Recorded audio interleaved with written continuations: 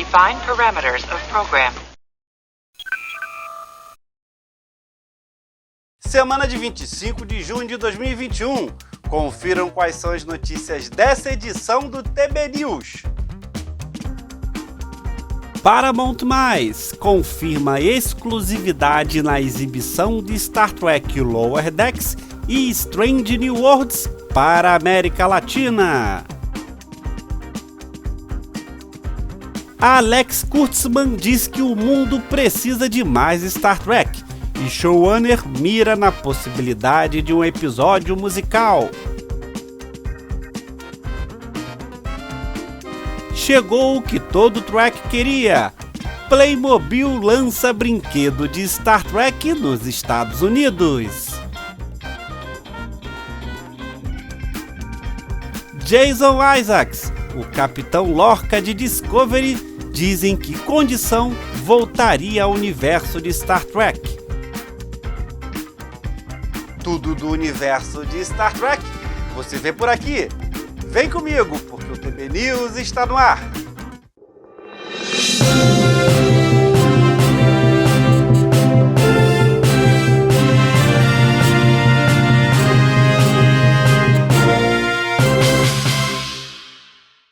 A Playmobil vem licenciando vários produtos e um dos próximos, que é um dos maiores sets que a Playmobil já produziu, é de Star Trek e será lançado em setembro desse ano. O brinquedo Playmobil Star Trek USS Enterprise NCC 1701 coloca todos os demais conjuntos de Playmobil licenciados anteriormente em vergonha. Sim, até o quartel-general dos caça-fantasmas. A Enterprise é completa, mede 107 centímetros de comprimento e quase 46 centímetros de largura e vai ser vendida nos Estados Unidos por praticamente $500. Com 136 peças, a nave contém a ponte de comando, um disco removível, um painel removível para acessar sala de máquinas, completa com luzes e sons ativados por aplicativos de celulares inteligentes. Outros conjuntos complementares da Playmobil para a Enterprise também serão lançados. A seção disco da Enterprise abre para mostrar um ambiente completo da ponte, no estilo de 1966. Além disso, o corpo da nave se abre ao lado para mostrar uma sala de engenharia. Outros acessórios e surpresas eletrônicas também estão chegando, então não perca esta nave icônica.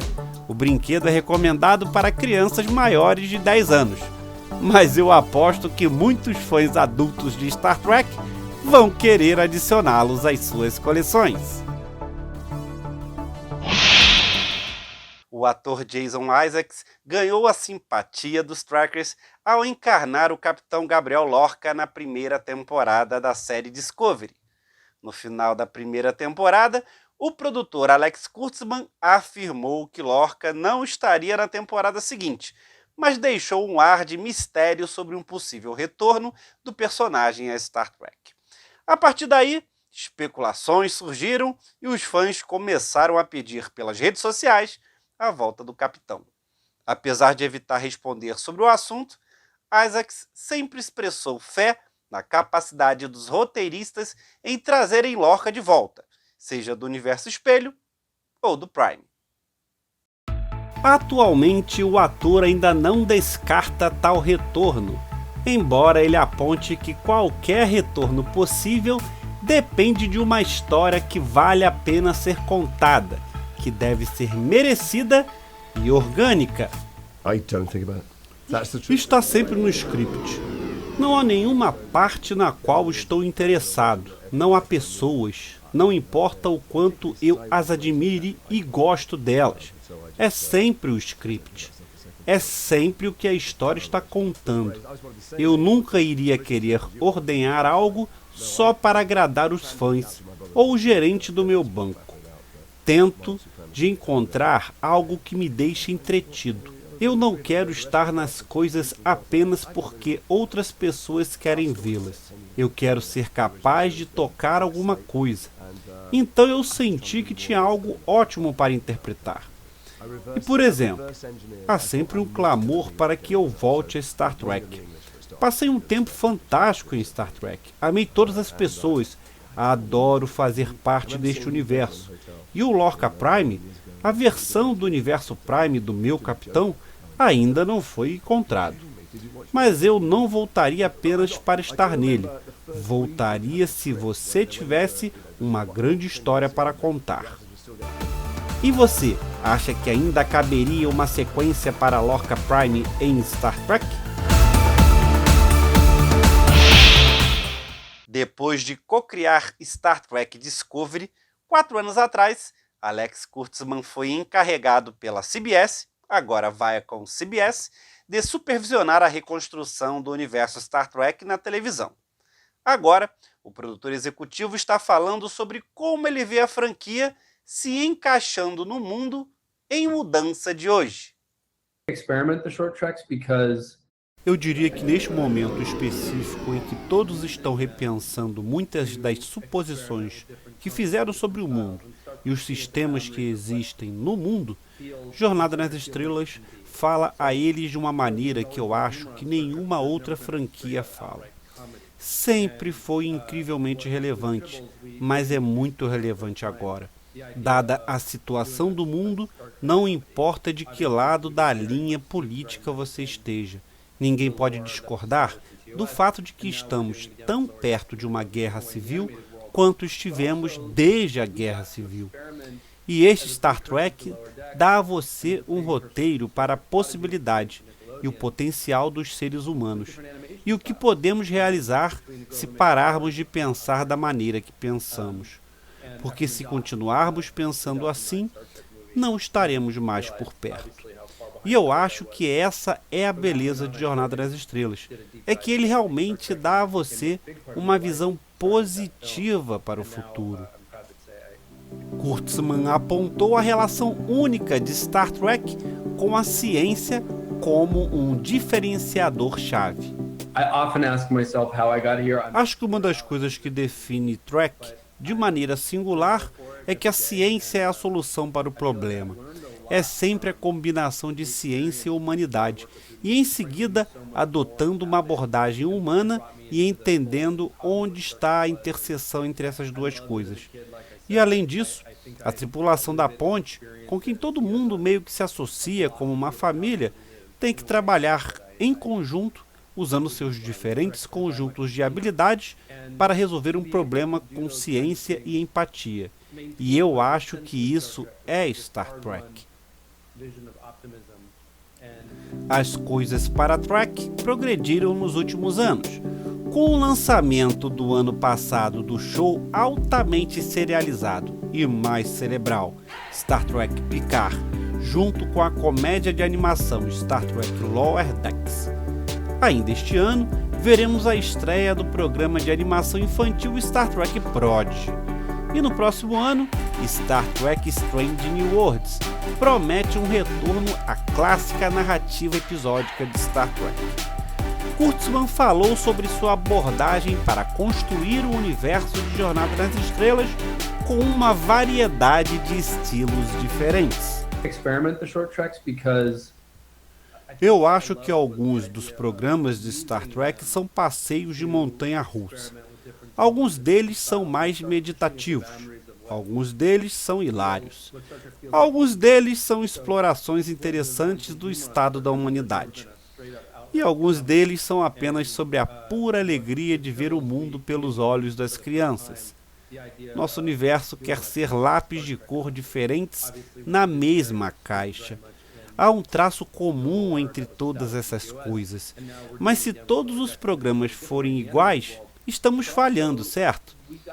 Minha esperança é que esse tipo de dominação errônea de que Trek seja apenas para pessoas que conhecem Trek. A questão toda é sim, claro, é para essas pessoas em primeiro lugar, mas também para pessoas que nunca viram e não sabem nada sobre isso. Porque Se não conseguirmos incluir essas pessoas, daqui a 10 anos, 20, a partir de agora, não teremos novas gerações de fãs de Jornada nas Estrelas. Alex Kurtzman mencionou anteriormente que uma de suas esperanças é fazer um episódio musical de Star Trek Short Tracks. Nada me deixaria mais feliz do que fazer um episódio musical. Eu pensei sobre isso.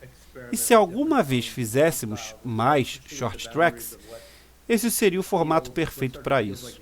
A questão é que se você vai fazer um musical, deve ser tão brilhante quanto possível. Tem que ter um conceito que torne o musical necessário, ou você tem que pensar em uma razão muito boa para as pessoas começarem a cantar. E ainda temos que explorar isso de verdade. Mas nada me faria mais feliz.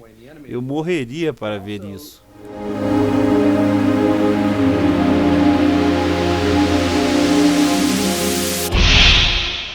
O Paramount+ anunciou que Star Trek Lower Decks, temporadas 1 e 2, chegará com exclusividade ao serviço de streaming na América Latina a partir de setembro desse ano. Além disso, a próxima série original, Strange New Worlds, também chegará ao serviço na América Latina, possivelmente em 2022. Aproveitamos a oportunidade para trazer essas duas séries do icônico universo de Jornada nas Estrelas para o Paramount+ em toda a América Latina. Estamos orgulhosos em ser o destino de Jornada nas Estrelas, e essas duas séries são um complemento perfeito para o nosso conteúdo diversificado, que inclui franquias amadas, conteúdos originais inéditos, além das séries favoritas da audiência para o nosso público mundial. Essa divulgação de Star Trek Strange New Worlds no Paramount+ é uma novidade, pois contratualmente a Netflix teria preferência em lançar séries derivadas de Discovery. Mas quem vai explicar isso bem melhor é o nosso editor-chefe do Trek Brasilis. Pois é, Madruga, notícia alvissareira. Agora sabemos que Lower Decks vai chegar ao Brasil em setembro. A primeira temporada vem aí, a segunda temporada que já vai estar começada nos Estados Unidos vem aí também, finalmente. E Strange New Worlds, a série do Capitão Pike, também vai estar no Paramount Plus aqui no Brasil em 2022. São boas notícias, eu acho, principalmente porque não deixam mais o fã pendurado, né? O fã brasileiro esperando onde que vai passar. Agora, por que isso, né? Por que aconteceu desse jeito? E é curioso, tem dois lados. Lower Decks, que chega atrasada, né? Chega já com a segunda temporada, e Strange New Worlds, que chega anunciada já na América Latina pro Paramount Plus e ainda não tem local de exibição definido pro resto do mundo, fora Estados Unidos e Canadá. Então assim, um descompasso que pode deixar o fã meio confuso. Nossa, mas por que isso? Que rolo é esse? Vamos tentar destrinchar esse rolo aqui para todo mundo entender como essas decisões estão sendo tomadas. Lá atrás, no lançamento de Star Trek Discovery, a CBS, né, na época era CBS, agora é Viacom CBS, ela tinha decidido a seguinte estratégia: vamos usar Discovery para alavancar o nosso serviço de streaming no mercado americano e vamos deixar a Netflix pagar a conta pelos direitos da série no resto do mundo. Essa foi a estratégia que eles adotaram. Tava todo mundo feliz naquele momento.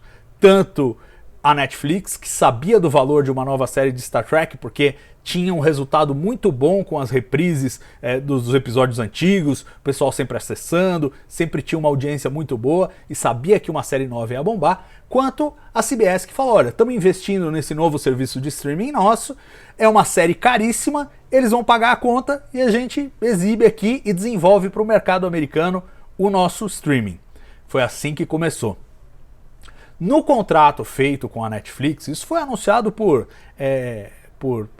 vários veículos de comunicação estrangeiros, as Varieties da vida, Hollywood Reporter, então fontes super confiáveis e com declarações dos executivos, tinham algumas coisas que chamavam a atenção. Primeiro, o contrato era de múltiplos anos, múltiplas temporadas de Discovery, né? Tanto que a gente já passou daquilo que é o ideal da Netflix, né? A Netflix, para criar catálogo, ela gosta de séries com 2, 3 temporadas e aí já cria outra, porque gera mais catálogo para eles, que é o principal objetivo da Netflix, já que ela não tem um estúdio né? Então ela precisa gerar o seu próprio catálogo para não depender de fornecedores externos. Mas já passamos disso, por quê? Porque no contrato com a CBS falava, olha, você tem que ter até X temporadas. Cheguei a ler em um veículo sobre 5 temporadas. Não sei se são 5, não sei se são 4, não sei se vai continuar depois disso, mas o fato era, a Netflix, por uma bolada, contratou 4 ou 5 temporadas de Discovery no escuro, mais o catálogo todo de Star Trek antigo. Muito bem. O plano da Netflix era ser a casa de Star Trek no mundo, né? Tanto que eles chegaram a criar uma propaganda com esse slogan e foram derrubados pela CBS, que a CBS não queria que usassem um slogan desse. Mas eles realmente queriam fazer, tipo, olha, CBS nos Estados Unidos, CBS All Access é Star Trek, no resto do mundo vai ser Netflix. Muito bem. A CBS começou a jogar água nesse chope quando chegou a hora de negociar os direitos de Star Trek Picard. E por que jogou água nesse chope? Porque a Netflix tinha tomado o cuidado, no contrato original, de falar, olha, qualquer spin-off de Discovery também tem que vir para nós. Pelo menos a gente tem que ter o direito de primeira recusa, é o que eles chamam, né? Tem que vir para nós. Só que, quando foram apresentar Star Trek Picard, falaram, não, veja, não é uma derivada de Discovery, é uma derivada da nova geração, não tem nada a ver. E com isso contornou o contrato da Netflix, que exigia que os spin-offs fossem oferecidos primeiro para a Netflix. Isso, de novo, declarações de executivos, falando, não, nosso entendimento do contrato é que ele é assim, não é assado e tal. Então deve ter tido alguma discussão de advogados lá, ficou consolidado assim, eles venderam para a Amazon Prime Video. É o que nós estamos acompanhando aqui no Brasil, né? A Amazon Prime Video transmite Picard, Netflix transmite Discovery. Naturalmente, a Netflix viu ali cair por terra qualquer expectativa que pudesse ter de longo prazo de ser a casa de Star Trek.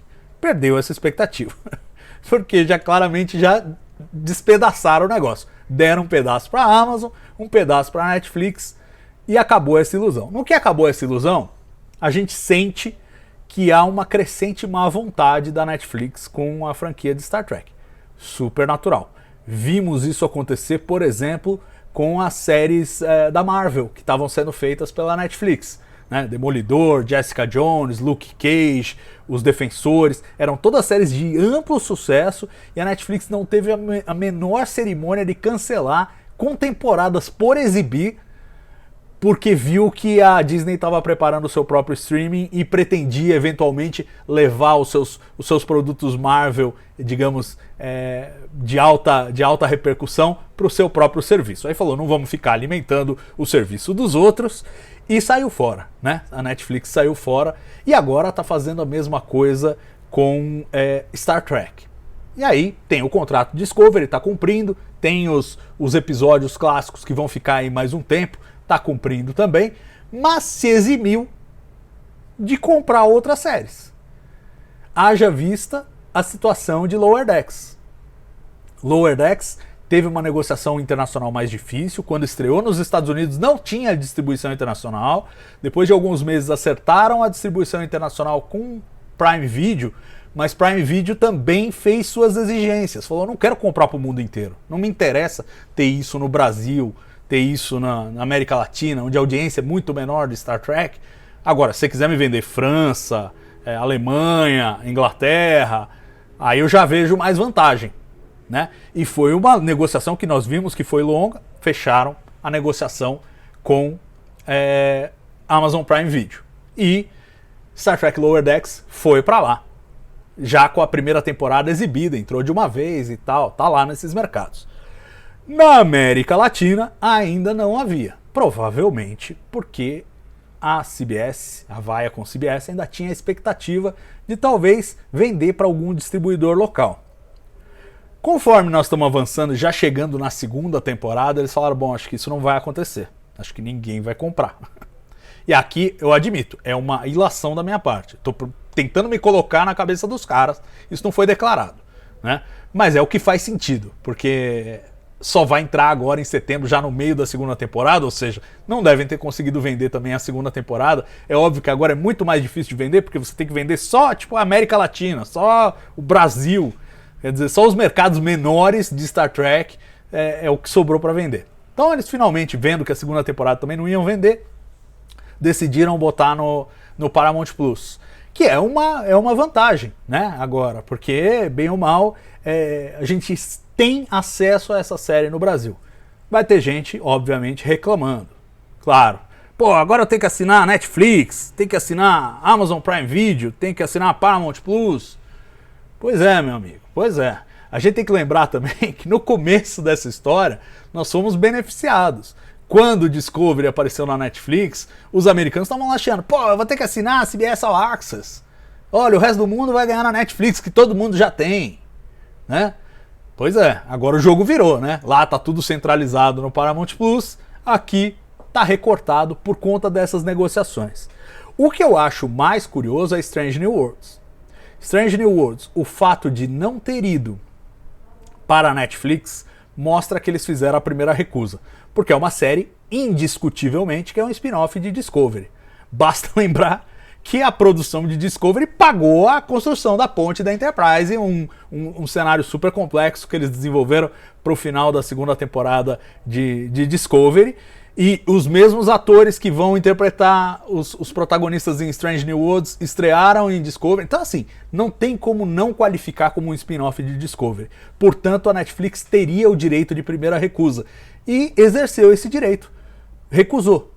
Tanto que a série está vindo agora pro Paramount Plus na América Latina. Mostra que a Viacom CBS desistiu de tentar comercializar para a América Latina, né? E já vai colocar no Paramount Plus, já reforça a marca, anuncia as duas juntas, já motiva o fã que talvez não assinasse só por causa do desenho animado, mas o desenho animado mais o Capitão Pike talvez assine, né? Então pode ter uma respostinha positiva e ao mesmo tempo deixa os outros mercados internacionais ainda, né? Os filés, digamos assim, ainda em aberto. Eu apostaria que como a Netflix exerceu sua primeira recusa, ela deve estar fora dessa briga. Mas não me surpreenderia se Strange New Worlds aparecessem no Prime Video em outros mercados estrangeiros que não na América Latina, nos Estados Unidos e no Canadá.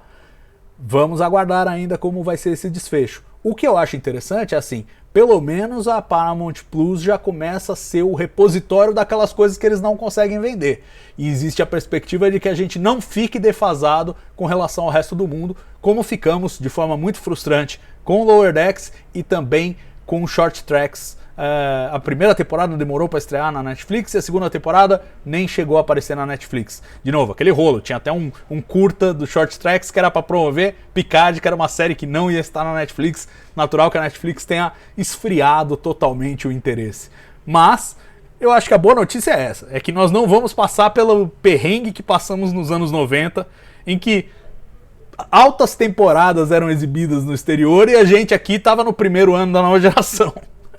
Então, esse é o ponto positivo. Vamos ter que assinar um serviço a mais? Vamos. Talvez valha a gente começar a ter aquela cultura que os americanos já estão desenvolvendo com tantos serviços de streaming, que é assinar e desassinar. Assina por um tempo, assiste, depois desassina, depois volta.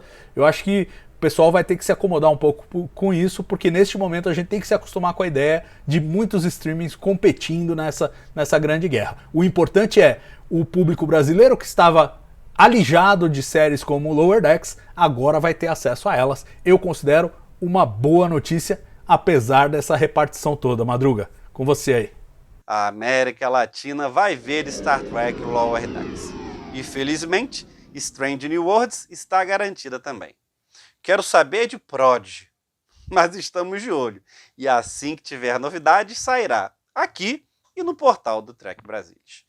O TB News está terminando, mas aproveita e já deixa seu like, comentário e compartilhe esse TB News em suas redes sociais.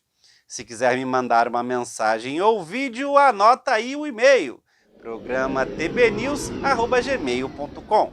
Obrigado pela audiência, obrigado pela presença. Nos vemos no próximo programa. Tchau!